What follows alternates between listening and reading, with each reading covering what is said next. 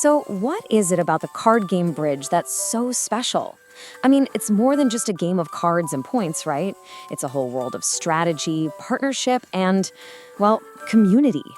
Today, we're going to step right into that world with a really festive story from the Bridge and Biscotti Club. Okay, I want you to picture this. It's a snowy December evening. You walk into this warm, cozy club. Fairy lights are twinkling everywhere. And the air, oh man, the air is just thick with these incredible holiday smells. Can you smell it? This isn't just a card game. This is a whole vibe, an entire experience. And this is right at the heart of our story. So let's meet the people who really bring this club to life. First up, you've got Timmy and Andrew, kind of the young guns of the group.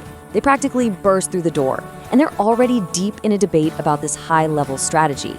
You see, for them, this isn't just some casual pastime. They are absolutely passionate about bridge, always trying to get better, always learning together. And now, meet the club's veteran pair, George and Mildred. Their whole dynamic is just a masterclass in partnership. Mildred throws out this playful threat about a lead directing double, which is just a fancy way of saying George made a bid to tell her what card to play first. This kind of witty banter, that comes from years and years of playing together, is such a huge part of the game. And George's response? Oh, it's just perfect. He takes this really technical, strategic bid and calls it a love letter. And that right there, that shows you the affection and the trust that's buzzing just underneath all the competition.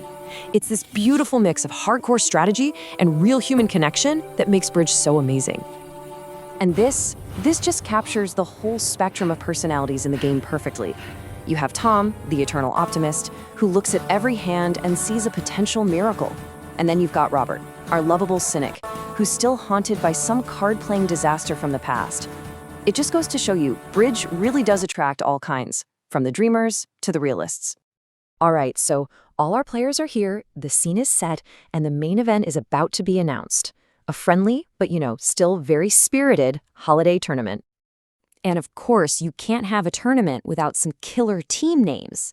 What I love about these is that they're all inside jokes for bridge players. A squeeze and a coup are these really advanced playing techniques. And the heartless spades, well, that's just a funny job at playing your suits right. It's so playful and smart. So one of the organizers, Alice, she lays out the rules. And I want you to notice the blend here. You've got the very structured, formal stuff like the tournament format and automated scoring, right next to these charming little etiquette rules like no groaning at Tom's leads. It shows they're serious about the game, for sure, but they never ever forget to have fun with it. Now, you probably saw Howell movement in those rules and thought, what in the world is that? Well, it's actually pretty simple. It's just a format where every single pair ends up playing the exact same hands as every other pair. This is what makes it a true test of skill, because it takes the luck of the draw almost completely out of the equation. So let's just dive right in. The biggest challenge in duplicate bridge isn't just about playing the cards in your hand well, it's about making sure the entire competition itself is balanced. How do you set things up so that at the end of the night, nobody can say they got a raw deal? And that really brings us to the core puzzle, right? You've got a bunch of tables, a bunch of pairs. How in the world do you make sure that everybody plays against a good mix of opponents and that they get to sit in different seats? You can't just leave it to chance. Well, the solution is something called a movement. Think of it as the choreography for the entire event. It's a preset schedule that tells every single pair exactly where to sit and which boards to play for every single round. Now, there are a few different types of movements, but today we are going to focus on a real classic, especially for smaller games, the 6-pair, 5-round Howell movement. It's super popular because it's just so elegant and efficient. All right, so let's set the scene. Imagine you're at your local club. We've got 6 pairs ready to play, set up across 3 tables. It's going to be a 5-round game, a perfect balanced evening of bridge. Now, let's meet the players. Here they are, our 6 pairs for the night. You've got Timmy and Andrew, Bartek and Marjorie, all the way down to Margaret and Roger. Every single one of them is hoping for a win, but what they might not know is that their entire journey through this tournament has already been meticulously planned out. Now here's where it gets really interesting. One of these pairs doesn't move at all. Timmy and Andrew are what we call the anchor pair. For the whole night, they're going to stay put, sitting north-south at table 1, while everyone else literally revolves around them. And here's the starting grid for round one. It looks simple enough, doesn't it? But this is the very first step in a really intricate pattern that's designed for perfect fairness. Looking at the whole system at once can be a little overwhelming. So to really understand how this all works, let's zoom in and just follow one pair's experience through the entire night. We're going to follow pair 3, George and Mildred. They're starting out at table 2. Let's see what the movement looks like from their perspective. And here it is, their entire night, all laid out. They're constantly moving tables. They're switching from east-west to north-south. And most importantly, they face a completely new opponent with a fresh set of boards every single round. By the time the night is over, they'll have played against every other pair in the room. Okay, so now that we've seen one journey from the player's point of view, let's zoom back out and try to understand the actual rules that guide everybody around the room. After each round, the tournament director will call out the next set of moves. And as you can see, it's not random at all. The shift from round 1 to round 2 is this very precise, predetermined pattern. Every single pair has a specific place to go. So yeah, the key thing to get is that this isn't just a random shuffle. It really is a carefully choreographed dance. It's a system designed to make sure every single pair gets their turn to play against every other pair. But hang on a second, if you were paying really close attention to George and Mildred's journey, you might have noticed something that seems a little bit off. This brings up a really good question. Why did they sit east-west 3 times, but north-south only twice? I mean, isn't that unbalanced? Does that mean the Howell movement has a flaw? Actually, no. The answer is that it's a brilliant design trade-off. The Howell movement prioritizes one thing above all else: perfect opponent balance. It wants to make sure you play every other pair exactly once. And to achieve that goal, it accepts a very minor imbalance in the directions you sit. And this chart basically visualizes that trade-off. That 2-3 split between north-south and east-west, that applies to every single moving pair, which means the experience is consistent for everyone in the tournament.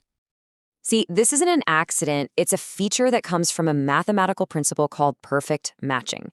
With 6 pairs, there are 15 possible matchups. The Howell movement perfectly divides those 15 matchups into 5 rounds with 3 unique games in each round.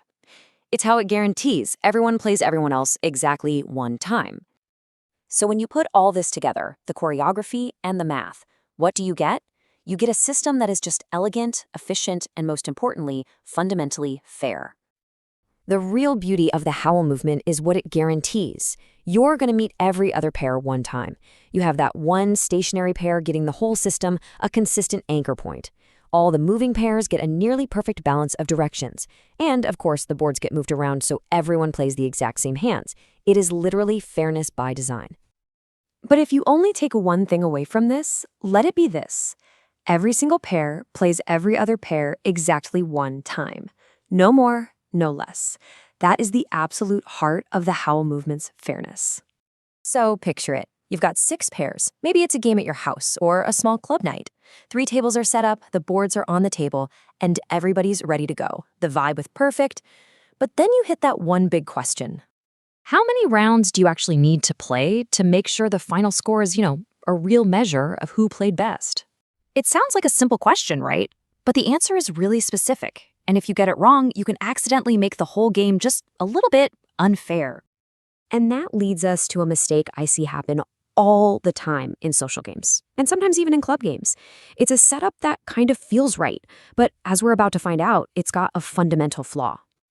You've probably been there. Someone says, let's just do a quick 4-round Howell for our 6 pairs. It seems fast and easy, but what you're really doing is playing a shortcut that shortchanges the game. It's an incomplete movement. So, what is actually so wrong with playing just 4 rounds? Let's dig into the unseen flaws here, because they can really mess with your final score. Okay, when you put them side by side, wow, the difference is huge. A 4-round game is incomplete. You don't play everyone, the boards aren't balanced right, and your score isn't as accurate. But with 5 rounds, you get the whole shebang. Everyone plays everyone, the boards are perfectly balanced, and the scoring is spot on. That's the gold standard we're aiming for. Let's get really specific. First off, in a 4-round game, every single pair misses playing against one other pair. Yeah, think about that. There's one team you never even face. Second, and this is a big one, the board balance gets all messed up. Some pairs end up playing a different set of boards than others, which kind of defeats the whole purpose of duplicate bridge. And finally, all of this just makes your final score less reliable, whether it's match points or IMPs. Okay, so we know what the problem is. Now for the good news, the fix is super simple. It's been the standard in tournament bridge forever. So let's talk about how to do it the right way. So here it is, the main takeaway. For 6 pairs, you need 5 rounds for a complete and fair game. Period. Not 4, not 6. 5. And luckily, there are 2 standard, well-known movements that get you there perfectly. The first one is the Mitchell movement. You've probably seen this one a million times in clubs. The basic idea is that the north-south pairs just stay put. Meanwhile, the east-west pairs move to the next table each round. For 6 pairs, to make this movement complete, it has to be 5 rounds long. And the second option is the Howell movement. Now, the Howell is a little different because everybody moves. You follow a guide card and you'll end up playing as both north-south and east-west. But here's the key point. For a complete Howell with 6 pairs where everybody plays everybody else, it also takes exactly 5 rounds. All right, so you know you need 5 rounds. Now for the next question. Which movement should you use, Mitchell or Howell? Let's quickly break down how to decide. I mean, this is the practical question, right? Both of them will give you a totally fair 5-round game, but they have a different feel and one might be better for your specific situation. So it really just boils down to the vibe of your game. With a Mitchell, only half the pairs are moving, which can be a bit easier to manage, especially in bigger games. The catch is you won't play directly against every north-south pair. With a Howell, though, every pair is moving, and you are guaranteed to play against every single other pair in the room. This makes it absolutely fantastic for smaller social games. So, what's the final verdict? Well, for that friendly game at your home or a club party with just 6 pairs, the 5-round Howell is usually your best bet. It gives you the most variety, and it's the absolute pinnacle of fairness because everyone faces off against everyone else. It's the perfect mix of social and competitive. We've covered a lot of ground here, from the common mistake to the right way to do it. So now let's just boil this all down to one simple, unforgettable rule. This little table really says it all. Just look at that row for 6 pairs. See that? Whether you're running a complete Howell or a standard Mitchell, the number is the same. It's 5. No matter how you slice it, 5 is the key to a balanced, fair game. So if you remember nothing else from this, remember this number, 5. For 6 pairs of bridge players, 5 is the magic number. It's what you need for a complete, fair, and truly satisfying game. Okay, let's jump ahead to the middle of the tournament. We're about to see a moment that perfectly captures the club's unique blend of really serious play and just pure, joyful community. So during a little break, Alice puts this quiz question up on a projector. So, what would you do here? Your partner just opened with a strong no trump, which basically means they have a good, balanced hand with a lot of points. And you, well, you're holding a really nice 5-card heart suit. This is a classic bridge puzzle. What's the right move? And the answers they get, oh man, they could not be more different. Margaret gives the perfect textbook strategic answer. You bid Stamen to see if your partner also has hearts. But then there's Tom, whose logic is just pure Christmas magic. And this moment right here is really the heart of the whole story. It shows you that there's room for both the really tough analysis and pure, unadulterated fun at the bridge table. The Biscotti's gone, the quiz is over, and it all comes down to this, the final hand of the night. You can practically feel the tension building in the room. The contract is 3 no trump. All that means is Andrew has to win 9 tricks without a trump suit. He carefully counts up his winners, and he sees 8. 8 for sure. But where in the world is that crucial 9th trick going to come from? It seems impossible.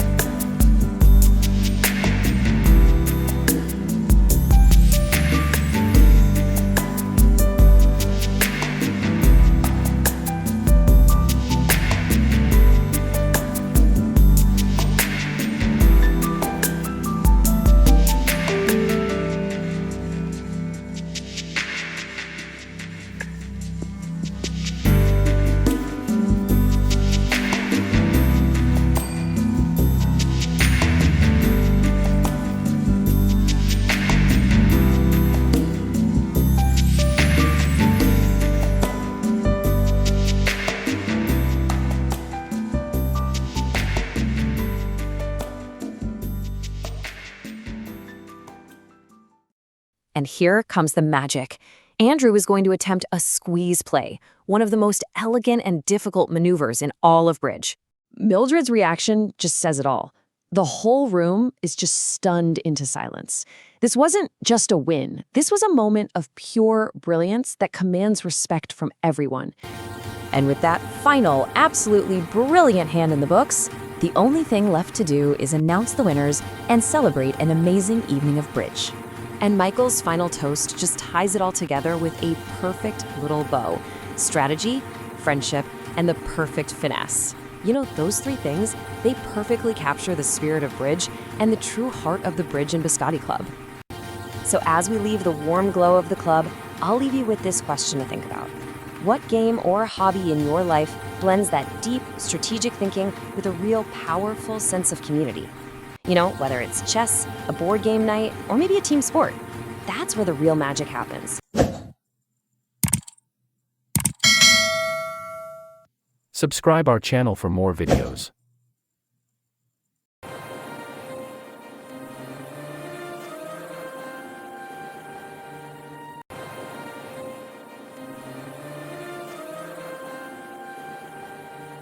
Pause whenever you need to think, rewind if you want to reconsider. And use the answers section to check your understanding. Think of this as your personal bridge study session. Quiz 1. Your partner opens the bidding with a weak 2 heart. You hold the hand. Spade A, K, 5. Heart Q, J, 2. Diamond K, 10, 7. Club A, J, 7, 6. What is your calculated total according to the rule of 17?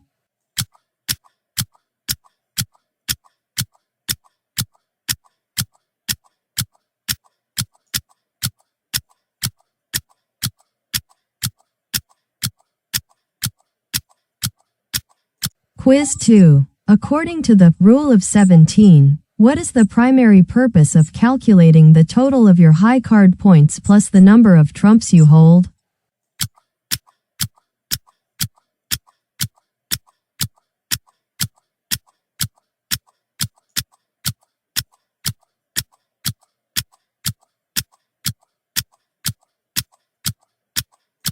Quiz 3. Your partner makes a weak 2 spade opening bid. Your hand contains 14 high card points. The source material recommends a specific bid for this HCP range. What is it?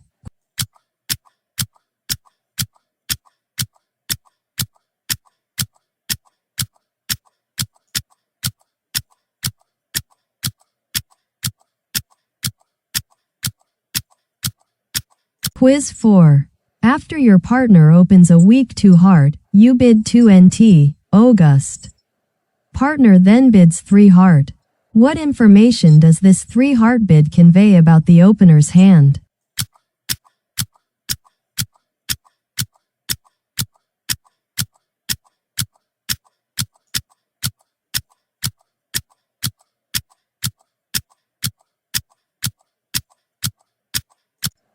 Quiz 5. Your partner opens 2 spade.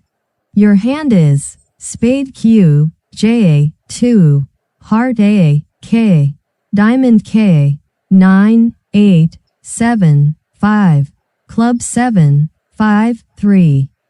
You apply the rule of 17 and find your total is 16, 13 HCP plus 3 trumps. What is the correct conclusion based on this result?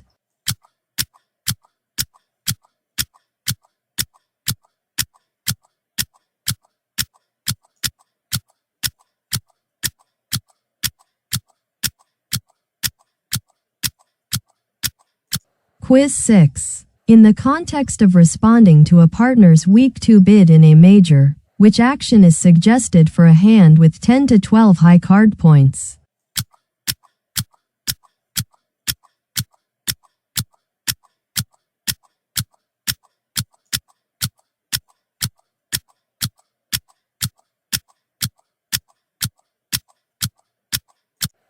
Quiz 7. Your partner opens 2 heart. You hold the hand. Spade A, K, Q, J, heart 8, diamond A, Q, J, 9, club K, 10, 2. You calculate your rule of 17 total as 21, 20 HCP plus 1 trump. What does this total indicate?